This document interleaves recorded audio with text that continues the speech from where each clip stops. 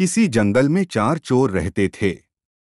वे चारों मिलकर चोरी करते और जो भी सामान उनके हाथ लगता उसे आपस में बराबर बराबर बांट लेते थे।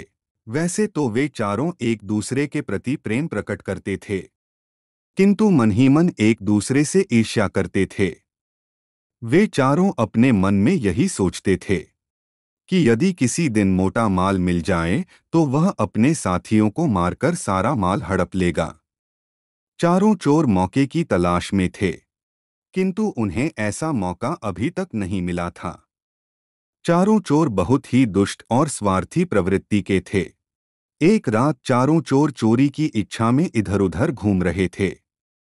उन्होंने एक सेठ के घर में सेंध लगाई और घर के अंदर घुसकर सोना चांदी, हीरे जवाहरात, रुपया पैसा सब कुछ लूटकर भाग गए।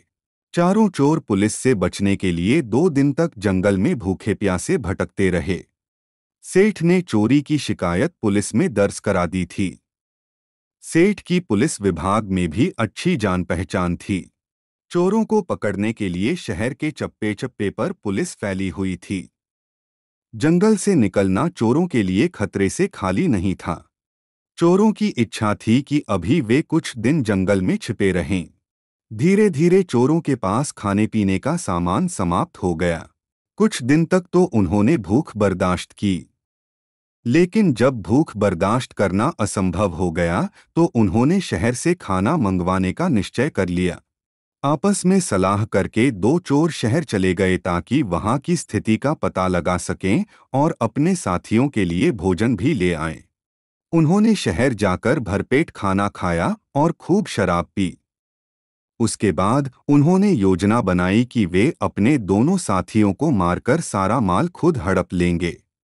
दोनों ने योजना को अंजाम देने के लिए खाने में जहर मिला दिया और जंगल की ओर लौटने लगे।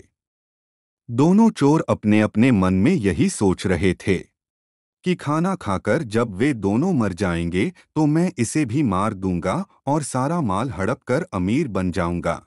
उधर जंगल में उन दोनों चोरों ने खाना लेने गए हुए साथियों को मारने की योजना बना ली। वे भी उन्हें मारकर सारा धन हड़प लेना चाहते थे। जब दोनों चोर शहर से खाना लेकर आए तो जंगल में ठहरे हुए चोरों ने अपने साथियों पर हमला कर दिया और उन्हें मौत के घाट उतार दिया। अपने साथियों की हत्या करके वे दोनों चोर आराम से खाना खाने बैठ गए।